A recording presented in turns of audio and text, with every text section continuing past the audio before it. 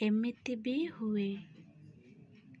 ଏଠି ଆଖୁ ଚାଷ ପାଇଁ ପିମ୍ପୁଡ଼ିମାନଙ୍କର ଏକ ସଭା ବସିଲା। ଦେଖନ୍ତୁ ପିଲାମାନେ, ଏଠି ପିମ୍ପୁଡ଼ିମାନଙ୍କର ସଭା ବସିଛି। ତାପରେ ଦେଖନ୍ତୁ, ଏଠି ବାଡ଼ ଘେରିବା ପାଇଁ ପିମ୍ପୁଡ଼ିମାନେ ଆଖୁ ଗଛ ଲଗାଇଲେ। ବାଡ଼ ଘେରିକିରି ଦେଖନ୍ତୁ ଆଖୁ ଗଛ କେମିତି ଲଗାଉଛନ୍ତି ପିମ୍ପୁଡ଼ିମାନେ। ଆଖୁ ଘେର ଘେରିଲା ପରେ ଆଖୁ କିଆରୀକୁ ବାଡ଼ ଘେରିବା ପାଇଁ ପାତି ମାଙ୍କଡ଼କୁ ଜଗାଇଲେ।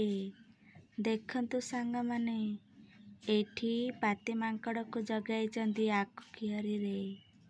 ତାପରେ ଦେଖନ୍ତୁ, ଏଇ ଚିତ୍ରରେ ଆଖୁ କିଆରୀରେ ପାକଳ ଆଖୁ ଦେଖି ହାତୀ ପାଟିରୁ ଲାଳ ବୋହିଲା। ଦେଖନ୍ତୁ ସାଙ୍ଗମାନେ, ଏଇଠି ହାତୀ ପାଟିରେ କେମିତି ଲାଳ ବୋହୁଛି ଦେଖନ୍ତୁ ଏଇ ଚିତ୍ରରେ। ତାପରେ ଏଠି ଦେଖନ୍ତୁ ସାଙ୍ଗମାନେ, ହାତୀଟି ଆଖୁ କିଆରୀ ପଶି ଯାଇଛି। ହାତୀ ଆଖୁ କିଆରୀରେ ପଶିବାରୁ ମାଙ୍କଡ଼ ଗଛ ଉପରକୁ ଉଠି ପିମ୍ପୁଡ଼ିମାନଙ୍କୁ ଡାକ ଛାଡ଼ିଲା। ଦେଖନ୍ତୁ ସାଙ୍ଗମାନେ, ଏଠି କେମିତି ମାଙ୍କଡ଼ଟି ଗଛ ଉପରକୁ ଉଠି ଯାଇଛି ପିମ୍ପୁଡ଼ିମାନଙ୍କ ଡାକ ଛାଡ଼ିବ। ତାପରେ ଦେଖନ୍ତୁ ସାଙ୍ଗମାନେ, ଡାକ ଶୁଣି ପିମ୍ପୁଡ଼ିମାନେ ଆସିଲେ ଏବଂ ହାତୀ ସହିତ ଲଢ଼େଇ କଲେ। ଦେଖନ୍ତୁ ସାଙ୍ଗମାନେ, ପିମ୍ପୁଡ଼ିମାନେ କେମିତି ହାତୀ ଉପରେ ଚଢ଼ିକିରି କାମୁଡ଼ା କାମୁଡ଼ି କରୁଛନ୍ତି, ଲଢ଼େଇ କରୁଛନ୍ତି। ତାପରେ ଦେଖନ୍ତୁ ସାଙ୍ଗମାନେ, ପିମ୍ପୁଡ଼ି କାମୁଡ଼ା ସହି ନ ପାରି ହାତୀ ଜୀବନ ବିକଳରେ ଦୌଡ଼ି ପଳାଇଲା। ଦେଖନ୍ତୁ ସାଙ୍ଗମାନେ, ଏଠି କେମିତି ହାତୀ ଦୌଡ଼ୁଛି। ଏଇଠି ପିମ୍ପୁଡ଼ିମାନେ ସବୁ ତାକୁ ଘୋଡ଼ଉଛନ୍ତି।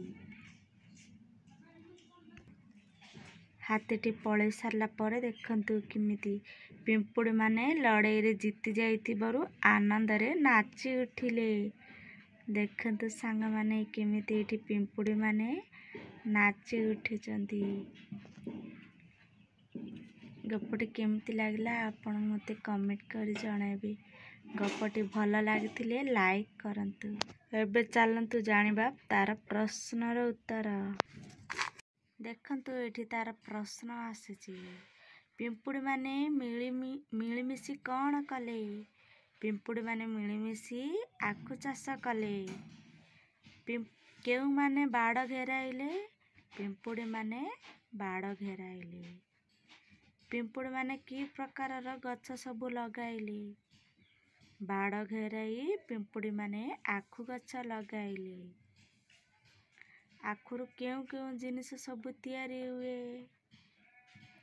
ଆଖୁରୁ ଗୁଡ଼ ଏବଂ ଚିନି ତିଆରି ହୁଏ। ଆଖୁ ମଞ୍ଜିରୁ ହୁଏ ନା ଆଖୁ କାଣ୍ଡରୁ ହୁଏ? ଆଖୁ ତାର କାଣ୍ଡରୁ ହୁଏ। ଓଡ଼ିଶାରେ ଆଖୁ କଳ କେଉଁଠାରେ ଅଛି? ଓଡ଼ିଶାରେ ଆସ୍କା, ଢେଙ୍କାନାଳ, ନୟାଗଡ଼ରେ ଅଛି। ଶୂନ୍ୟସ୍ଥାନ ପୂରଣ କର। ସି-ଜି ସିମ୍ପାଜି, ପା-ଡ଼ ପାମ୍ପଡ଼, କା-କାମ୍ପି, ଲ-ଟ ଲମ୍ପଟ। ପ୍ରଶ୍ନ ଉତ୍ତର ଦେଖିବା ଚାଲନ୍ତୁ। ଆଉ ଗୋଟେ ଆସିଲା। ଆଖୁ ଲଗାଇବା ସାରି ପିମ୍ପୁଡ଼ିମାନେ କ'ଣ କଲେ? ଆଖୁ ଲଗାଇ ସାରି ପିମ୍ପୁଡ଼ିମାନେ ବାଡ଼ ଘେରାଇଲେ। ପାତି ମାଙ୍କଡ଼ କେଉଁ କାମରେ ନିଯୁକ୍ତ ହେଲା?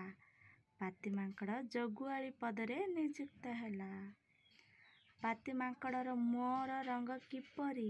ଲାଲ। କଳା ମୁହଁ ଥିବା ମାଙ୍କଡ଼ର ନାମ କ'ଣ? ହନୁ ମାଙ୍କଡ଼। ଆମେ ପୂଜା କରୁଥିବା ସେପରି ଏକ ଦେବତାଙ୍କ ନାମ କ'ଣ?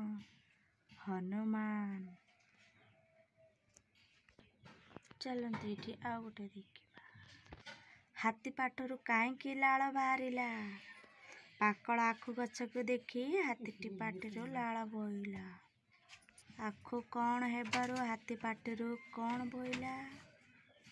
ଆଖୁ ଗଛ ପାକଳ ହେବାରୁ ହାତୀ ପାଟିରୁ ଲାଳ ବୋହିଲା।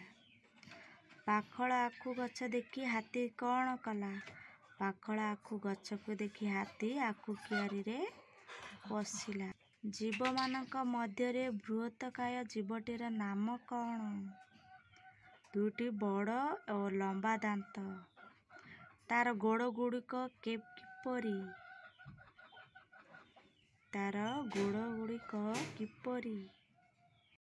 ଜୀବମାନଙ୍କ ମଧ୍ୟରେ ବୃହତ୍ତକାୟ ଜୀବଟିର ନାମ କ'ଣ? ହାତୀ। ତାର ଗୋଡ଼ଗୁଡ଼ିକ କିପରି? ଖୁଣ୍ଟ ପରି। ତାର ଦାନ୍ତ କେତୋଟି ଓ କିପରି? ଦୁଇଟି ବଡ଼ ଏବଂ ଲମ୍ବା ଦାନ୍ତ। ତାର ନାକଟି କିପରି ଓ ତାକୁ କ'ଣ କୁହାଯାଏ? ନାକଟି ଲମ୍ବା ଓ ତାକୁ ଶୁଣ୍ଢ କୁହନ୍ତି। ସେ କ'ଣ ଖାଏ? ବରଗଛର ଡାଳ, ନଡ଼ିଆ, ଧାନ ଇତ୍ୟାଦି ଖାଏ। ତାର କାନ କିପରି? ତାର କାନ ଦୁଇଟି କୁଲା ପରି।